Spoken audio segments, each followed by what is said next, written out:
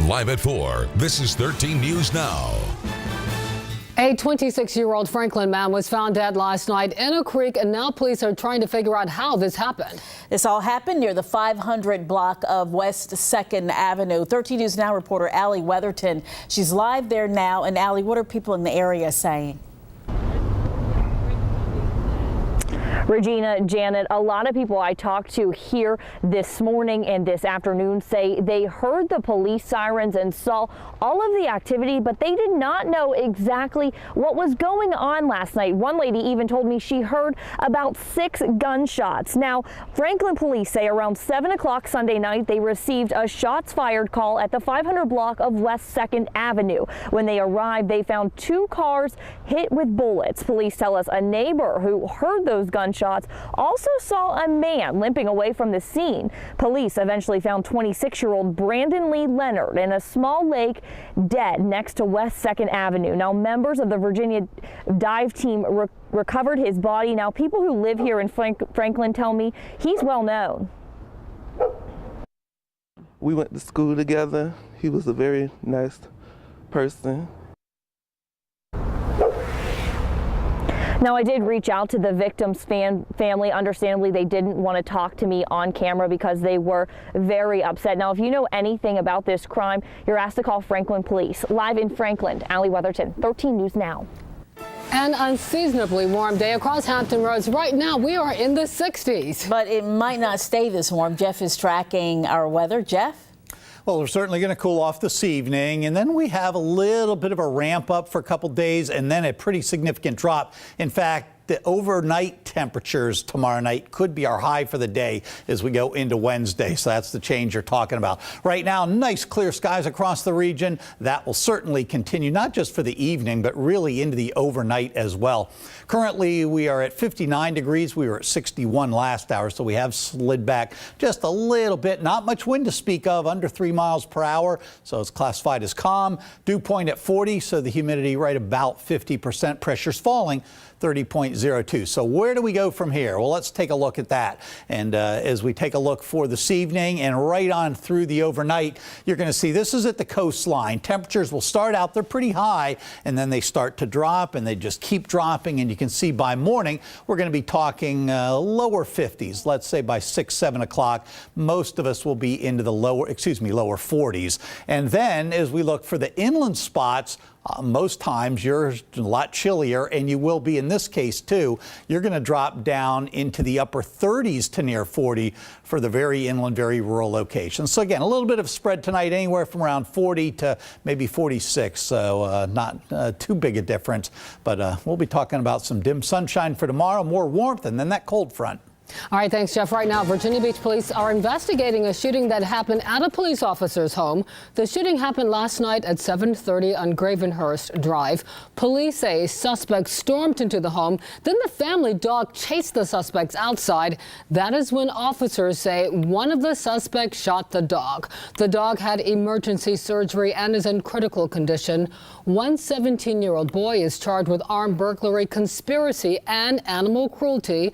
Additional charges are pending. We will have more on this developing story on 13 News Now at 5.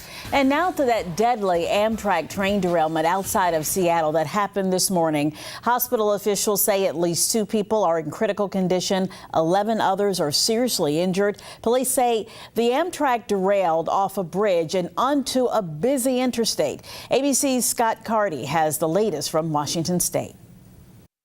Amtrak 501, emergency. We are on the ground. We are on the bridge 5 in the square. Need EMS ASAP. It looks like they're already starting to show up. Tragedy on the tracks. Just before 8 a.m. Pacific time, an Amtrak train traveling south of Tacoma, Washington, went off the rails and crashed on a busy highway traffic during rush hour. Then I started hearing all the sirens and turned on the news, and then we saw it.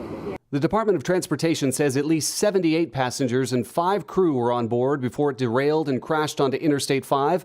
Several motorists on the highway were injured. Local authorities say all of them survived. Right now, life safety is really our precedence right now. We've got fire and law enforcement that we really need to make sure. So we need to secure that scene. We need to make sure that those cars are safe before they can get on and check for more casualties. Interstate 5 was closed in both directions, traffic at a standstill for miles.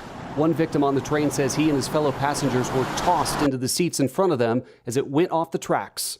President Trump expressing the nation's thoughts and prayers for the victims, but adding the need for changes to our nation's infrastructure.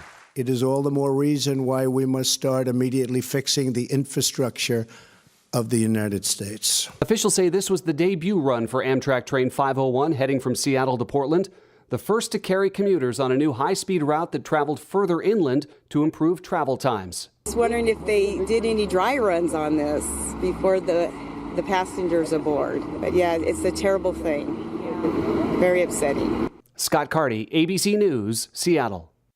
So far, we know that 13 cars jumped the tracks. 6 people are dead. While airlines are trying to restore normal service at Atlanta's airport after a blackout stranded thousands and grounded over 1,500 flights. Stranded passengers cheered when the lights came back on after spending 11 hours in the dark. Some 30,000 passengers initially had no idea what happened. Then they evacuated the terminals on non-working escalators and through dark tunnels.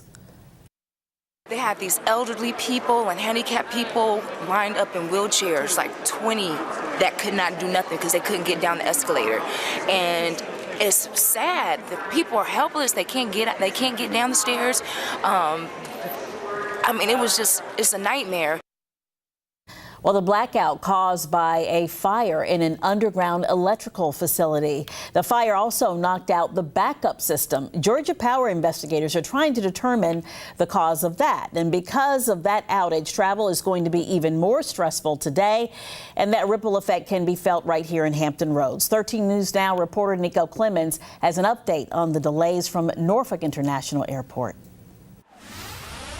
A busy day here at the Norfolk International Airport. People scrambling, trying to rebook their flights. You can see the 7 a.m. flight to Atlanta canceled. I talked to several people who had no idea what was going on. No email, no phone call, no text, no nothing. A travel nightmare across the country.